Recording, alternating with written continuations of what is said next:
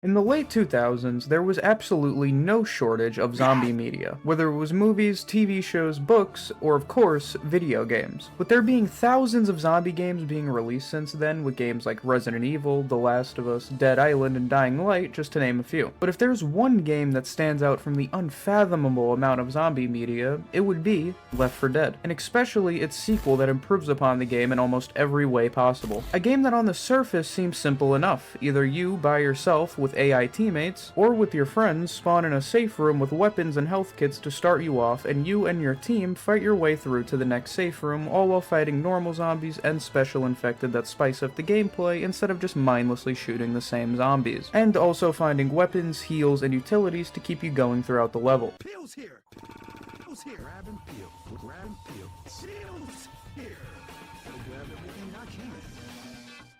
And after making your way to the last level, which climaxes in this huge horde holdout with giant tank zombies spawning that take 1,000,000 bullets to take down, you and the rest of the survivors escape to safety until the next campaign. And with this extremely simple but also extremely fun gameplay loop, damn near anyone who has played a video game can pick this game up and feel like they could hold their own weight in a game and aren't holding back their team. And in return, the more you play and more comfortable you get, you'll be speed running your way through the levels and barely getting hit. And if that does sound boring, there's a difficulty that makes the game damn near impossible unless you're just insanely good at the game. And with a near endless amount of community-made campaigns with varying levels of quality, that could all be downloaded not only for free, but just with the click of a few buttons. So you could literally add mods to your game on Steam in a matter of seconds. And not to mention the game only costs $9 and goes on sale regularly, so if for some reason you're watching this video and you haven't played these incredible games, stop what you're doing, get you and your friends to get the game, or hell, just buy it and play it by yourself. You will not regret it. But for the people who stayed and are wondering the same thing I'm wondering, what makes Left 4 Dead stand out so much compared to all the other zombie games we've gotten, and why does it still have over 30,000 players to this day after releasing nearly 2 decades ago? Well, that's what I plan to do in this video. Show some of the behind the scenes of making the game and go into the depths of these amazing games and see what makes Left 4 Dead so great. So the year is 2005, and the company we all know and love, Valve, wasn't as known and loved at the time. Sure, they still had amazing games under their belt, but they weren't at the top of their game just yet. Having released games like Counter-Strike and Half-Life, and currently working on a sequel to Half-Life, and also giving Turtle Rock Studios their approval to make a certain modification they had on Counter-Strike Condition Zero that was called Terror Strike, where instead of just shooting enemies that were shooting back at you, the enemies would run up to you with a knife and stab you. And after playing this mod, Turtle Rock devs realized that this kinda seems similar to a zombie mode, so they decided to up the ante a bit and add some fog and change some models to make them look more like zombies instead of just mindless soldiers. So after some time, Valve themselves were approached asking them to publish Terror Strike as its own standalone game, but after some pitches, the game seemed to be a bit too ambitious, so both Turtle Rock and Valve were planning on keeping the same core gameplay ideas but changing them drastically into a more easily accessible and understandable game. But at the time, workers of Valve didn't like the idea of publishing a zombie game at the time due to not only its massive inflation in media, but also due to its often cheesiness found in older zombie movies. This was until they all sat down and watched a movie that would completely change the way they thought about this project. 28 Days Later. 28 Days Later is a zombie film that released a couple years prior in 2002, taking place in Great Britain and being directed by Danny Boyle, most known for his work on 28 Days Later, and 28 Weeks Later, and 28 Years Later. Instead of doing the cheesy trope a lot of zombie media did at the time, 28 Days Later reveled more in the grittiness and horror of being in a zombie-infested Britain. In my opinion, this is shown the best by the camera used when filming. If you look at any clips, you might think that the quality is just horrible, and that's because it's a re-uploaded clip from the movie, but this is actually what the movie looks like. See, Danny Boyle used a 480p camera when shooting, which gave the film this not only gritty, in-your-face look they were going for, but it also gives the movie this sort of uncanny valley approach because it gives off the feel of someone standing there recording our characters with their shitty camcorder, but the characters don't react to it ever, so it gives off the feeling of something just not being right. And after Valve realized how much potential there is for zombie media to be told in another light than goofy zombies wanting brains, Valve decided to give Turtle Rock the green light to make their own game, and that game would come to be known as Left 4 Dead. Early into the game's development, Turtle Rock had the idea to have it be an open world game, but after playtesters mentioned getting lost and separated from from their team a lot due to the fact you have more area to cover, Turtle Rock changed the theme from an open world game into a linear campaign-based story and gameplay structure. And this led to the creation of some of Left 4 Dead's not only slightly open world feeling maps, but also just some of the best maps to play on in general. With a part of the open world planned to be a city being changed to the No Mercy campaign, and a giant airport being changed into the Dead Air campaign. And this was a great choice for the longevity of this game. It would be so much harder to enjoy getting through a campaign when you're getting lost half the time, or you can't even get revived because your team is on the other side of the map. And once they decided to go for a more linear campaign approach, they also decided to have every campaign have its own slasher-style movie poster with all characters in the level. And I know this isn't very important, but it just really adds to the charm of this game. Anyway, at this time of development, Left 4 Dead was planned to only have you shooting normal zombies that don't do anything crazy besides run up to you and start swinging. But after watching playtesters, Turtle Rock realized people weren't really playing as a team. But when they were playing as a team, they seen how much better of an experience it was. So Turtle Rock realized it wasn't just about the zombies specifically, but how you and your friends react to your situations and if you can stick together. So Turtle Rock came up with the idea of creating Special Infected. You had the Boomer, which would shoot its acid at you, blinding you and attracting a horde of zombies. You had the Smoker, which would sit back, often on the roof of a building, and pose you with its tongue that you need your team to help you get free of. The Witch, which would either sit down or slowly walk in circles crying, and if you either put your flashlight on her, make too much noise near her, or just plain shoot her, she'll run at you and take you down in one hit, and will keep swinging at you until you either die or get revived. Or if you're on the higher difficulty, she'll just one-shot you and you're dead, and that's that. And of course there's the Hunter, which hides in the hordes and on rooftops and will pounce on you and start slashing at you until your team helps you out. And without a doubt the most iconic Special Infected,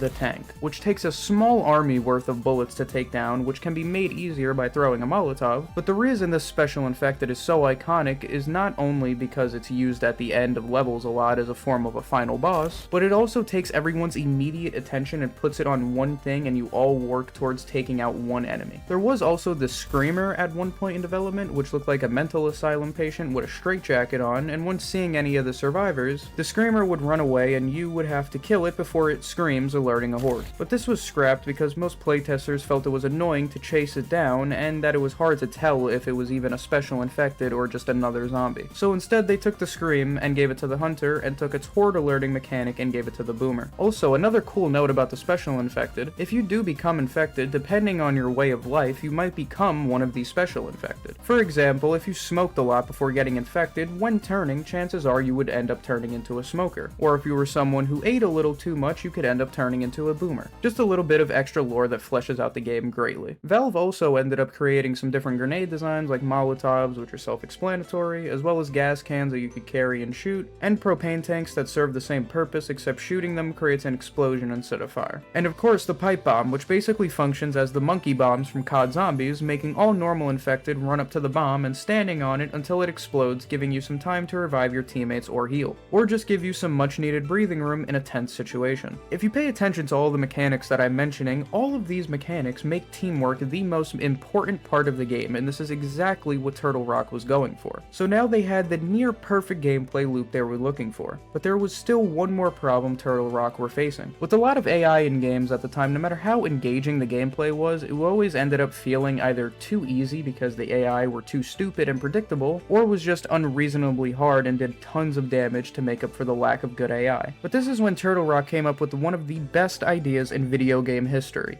the game director. Now there's plenty of different forms of this used in video games today, whether it's called something different like a difficulty curve or whatever else it might be referred to, and they have been used in games before Left 4 Dead technically. For example, Resident Evil, depending on your difficulty, if you're getting too low on health or ammo, the next crate you open has a higher chance of giving you what you need. And on the other side, if you're kicking the game's ass too much and breezing through it, you start getting less heals and the enemies will be slightly stronger or take 1 or 2 more hits to take down. And in some cases, you can actually use this system to manipulate the game into giving you exactly what you want. It's used in tons of video games, but Left 4 Dead is the first to do it in this specific way. You and your team are all low on health, limping through the level. Here's a crashed ambulance with health kits and pills. Breezing through the level so easily you feel like you're gonna fall asleep at your keyboard. Well, here's a tank and 3 special infected at once. have fun. This also keeps the game unpredictable because just because you're in a bad spot doesn't technically mean you're gonna get a gift from heaven that's gonna give you a free win. You'll just end up getting enough to keep you going, but you still need to play smart to not die. And the first campaign, No Mercy, does a great job at introducing the major mechanics of the game to the player gradually and leaves the smaller stuff for you to figure out as you play. Once you load into No Mercy, the first thing you end up seeing is this helicopter telling any survivors in the area to proceed to Mercy Hospital for evacuation. So immediately the player knows that there is a clear goal to reach. And once you start moving through the level in these tight hallways where you'll probably end up accidentally shooting a teammate, letting you know that friendly fire is on, and you can send your friend back to the spectating screen by yourself. And throughout this, you'll either knowingly or completely subconsciously become familiar with the way the level guides you, usually with light sources 90% of the time, and also finding additional loot for exploring. And by now you've definitely had at least one run-in with some special infected, learning which ones do what and how you can help your teammates if affected by them. All the while learning how your heals, safe rooms, and enemies work, and getting more comfortable with the weapons and seeing which ones you prefer over others. And once you make it to the end, you get the true feeling of a standoff before finally getting rescued by that helicopter you've seen all the way at the very start of the campaign. And this is something that happens in a few other campaigns as well, where at the very beginning you'll see something giving you a rough idea of where you need to go, at least early on in the level. And since I'm talking about the campaigns, I might as well do a quick rundown of the first game's story.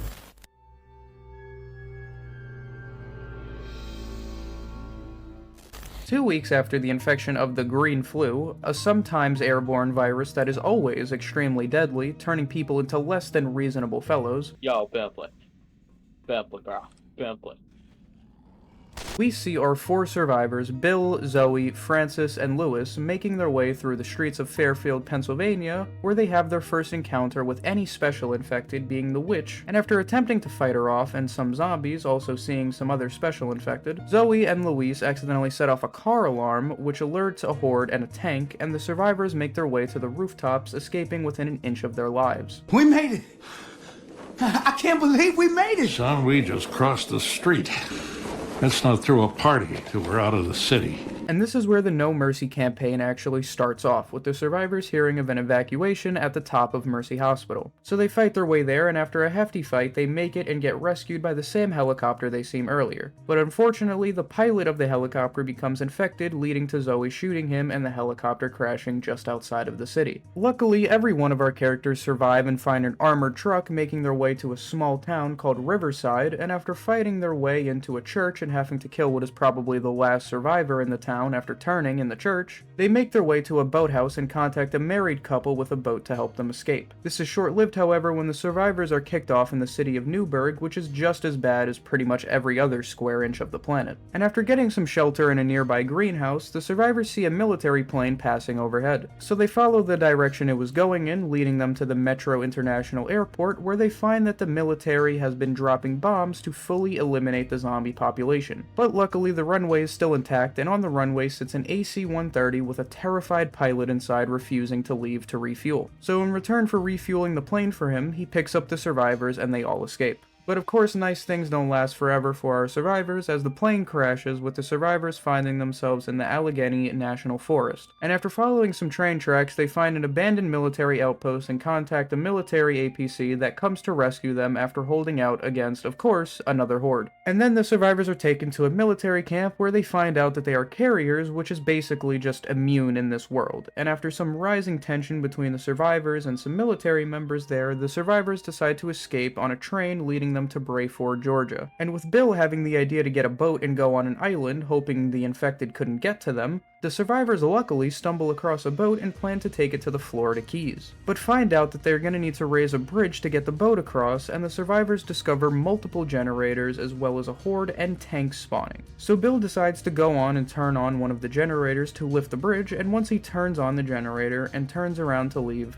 he sees a tank standing right in front of him and fatally wounds him. Shortly after, the bridge raises, and the survivors escape safely, realizing Bill sacrificed himself for the rest of them. Now obviously there is more to the story than what I've just said here, as well as comics that go a lot more in depth and show the initial outbreak and each of the survivors' reactions to that, and how they got to where they are by the time of No Mercy. And I definitely recommend that you read this if you want to get any more lore out of Left 4 Dead, especially considering that you could just read it for free online in its entirety. security. And I forgot to mention CETA, or basically this game's version of the CDC, trying to contain the virus in any way possible. Just try to keep them in mind because they'll come up more in the second game's story. So now Turtle Rock had the perfect gameplay loop, and after the choice to tell a story a bit differently than most games, having damn near all of the lore of these games being told either by characters talking to one another or by reading the writing scrolled on the walls of safe rooms. And of course, that environmental storytelling Valve is just so good at. Seriously, just look and take in some of this game's atmosphere.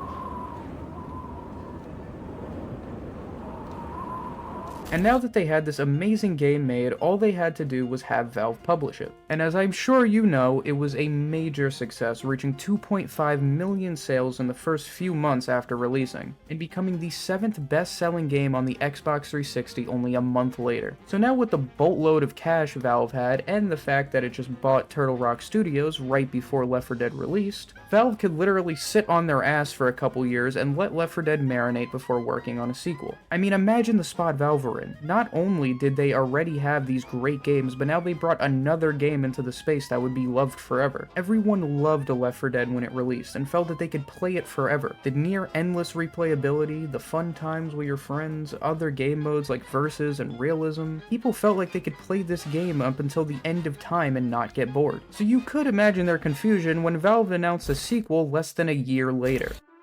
Last time I saw my grandmother, she asked me, was I still a praying man? I told her, yes, ma'am. Well, she says, pray harder,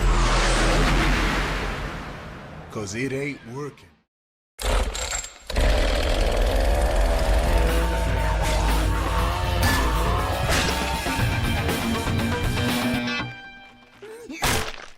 Not only were people confused, they were honestly pretty skeptical. I mean, they already had a great game that they loved and only owned for a couple of months. They didn't want to drop a game they were playing a lot to go to another game, especially if that game wasn't as good as the first one. Which you can't really blame people for feeling like. I mean, how often does a dev studio release a sequel to a hit game less than a year later and have it not be a horrible, rushed cash grab? And when people seen the trailers and seen the change in tone from more of a dark, gritty zombie shooter game that at least looked like it had more of a lighthearted, cheesier approach, which is exactly what it felt like Valve was trying not to do for the first game. And this is when a group of Left 4 Dead fans started the quote-unquote Left 4 Dead 2 boycott, which I'll just read the Steam group bio to explain. The Left 4 Dead 2 boycott is a group of individuals who have pledged to boycott Valve's upcoming release of Left 4 Dead 2 on November 7, 2009. We have assembled a manifesto outlining the basic consensus spelled wrong, of many members of our community, and these people felt that with the release of Left 4 Dead 2, the community would end up being split between two games and that the first game would stop getting updated and would eventually be abandoned. Goddamn stairs. Come on, Coach. Maybe the helicopter. Maybe it's made of chocolate. And also felt that the game wasn't different enough from the first game to warrant another full-priced release. Which these are some reasonable critiques here, but the funny thing is that most of the people were just laughed at when the game actually came out. And if you go on this specific Steam group, there are literally members of the group that have thousands of hours on Left 4 Dead 2 and are playing it right now. So it just goes to show how much Valve delivered with the game, improving upon the game in pretty much every way possible. New campaigns, new level designs, new normal and special infected, like the jockey that jumps on you and tries to take you away from your team and damage you, the spitter, which shoots toxic acid at you that does a lot of damage, and the charger, which basically works as a mini tank in a way, new guns like the Spaz, MAC-10, Scar, grenade launcher, and hunting rifle, new grenades like Boomer Bile, which acts as a pipe bomb, but instead of blowing up, zombies surround it and start swinging at whatever you throw it at, new melee weapons like the katana, chainsaw, fire axe, the crowbar, or the guitar, just to name a few, and of course the same exact modding capabilities that were available in Left 4 Dead 1. And for all the people upset about having to drop Left 4 Dead 1 or having a game with a different tone, Valve decided to say fuck it and just put Left 4 Dead 1 inside of Left 4 Dead 2. You can play the entirety of Left 4 Dead 1 with Left 4 Dead 1 characters and with the atmosphere and design of Left 4 Dead 1, but just inside of Left 4 Dead 2. It was the perfect solution to everyone's worry about having to abandon their favorite game. And as I'm sure you know, Left 4 Dead was an even bigger success than the first game time, with both games selling 9 million copies in just 4 months. And as someone who's made a couple videos on Left 4 Dead 2, which you should definitely watch and subscribe while you're here, I could say without a doubt it is one of, if not the best zombie games ever created. And when I tell people that, they often say the only reason so many people love Left 4 Dead is because of nostalgia for the times. But I didn't end up playing Left 4 Dead back then. The closest thing I got to playing Left 4 Dead at the time was watching Jacksepticeye play it on YouTube. But this year I finally got to play it for the first time, and with friends who knew what they were doing to help me go along, although that didn't stop me from throwing Molotovs on them at any chance I got instead of reviving them. But as someone who didn't play it when it released and can't look at the game through nostalgia goggles, I can say without a doubt this is definitely as good as people say, and I put this in my top 3 zombie media of all time. I could play this game until the heat death of the universe and not get bored, even if I am playing by myself with mods that improve your team AI. I have played through this whole entire game by myself and enjoyed every second of it. But obviously playing with your friends is gonna be infinitely more fun. And not to mention, even though Left 4 Dead is almost 2 decades old, it still averages a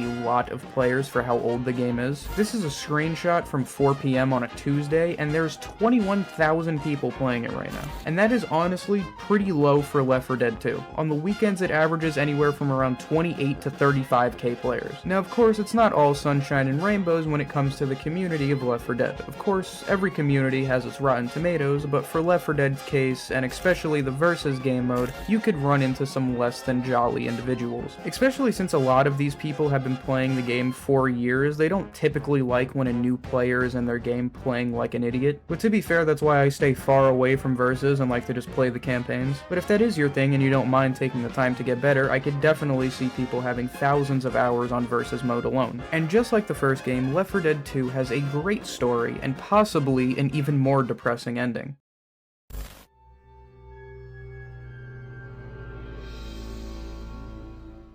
Around a week after the end of the first game, our survivors, Nick, Ellis, Coach, and Rochelle, watch as a helicopter leaves the roof of the Vanna Hotel, which was their plan of rescue.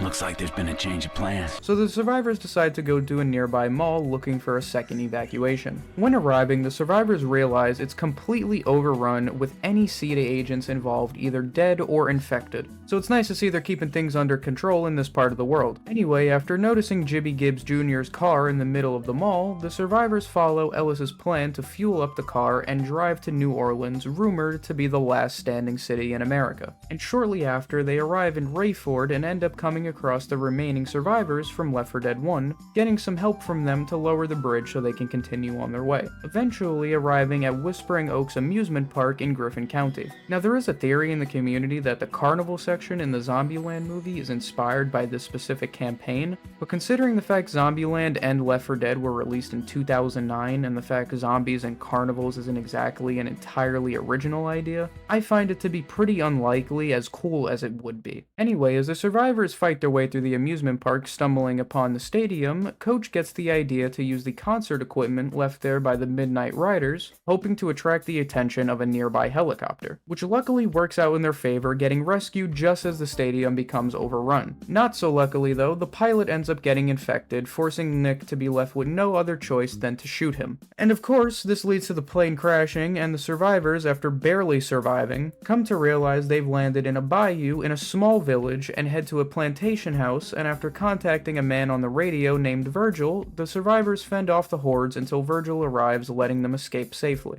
But on the way to New Orleans, Virgil's boat ends up running out of fuel, so the survivors end up making their way through an old sugar mill crawling with witches, and after finally getting the fuel they need, the weather starts kicking up, forcing them to use a burger tank sign to get Virgil's attention. And luckily enough, Virgil sees this and once again rescues them. With our survivors finally arriving in New Orleans, Coach spirits are lifted after seeing military jets in the sky, letting the survivors know the military haven't abandoned the city. But Nick isn't exactly feeling the same way, feeling more suspicious of their presence than anything. Either way, the survivors decide to make their way to a bridge in the distance, and on their way, the survivors start suspecting that the military ended up taking over CEDA's attempts to contain things, as they start discovering that the area has been completely destroyed by the bombing of the military. Anyway, once arriving at the bridge, the survivors get a radio transmission between two military personnel asking asking if they are carriers, and after confirming they are, the military lets them know how lucky they are since the military had just left that area and tells them to get to the other side of the bridge for a rescue. So the survivors fight their way across the bridge among the numerous amounts of infected and just barely make it to rescue.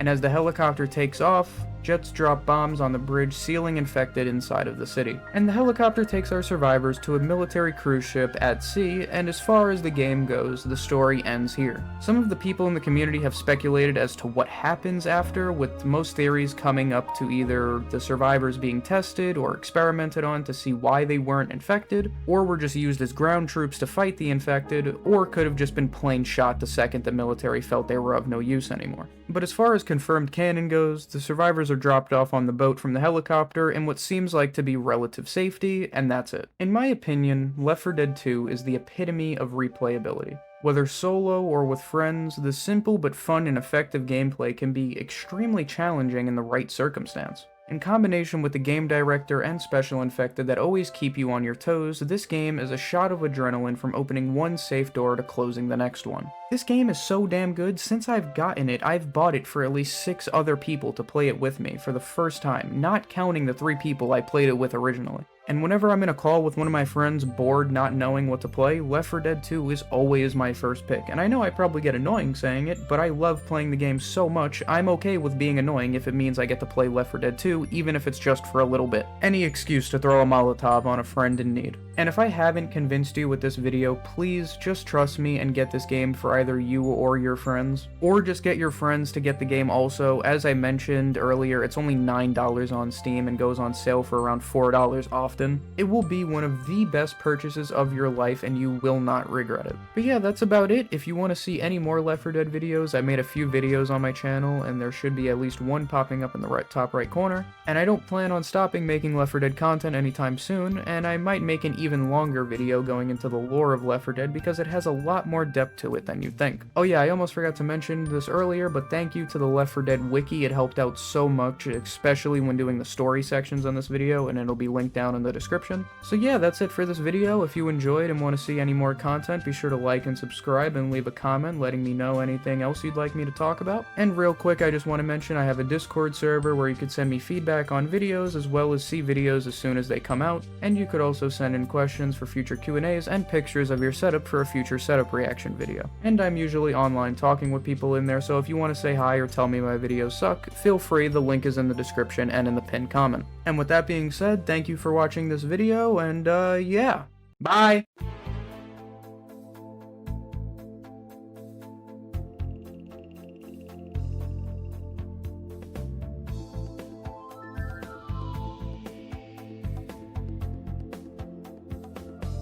I sure wish the burger tank was open. I could go for a barbecue bacon burger and a large order of fries and orange soda with no ice and a piece of hot apple pie.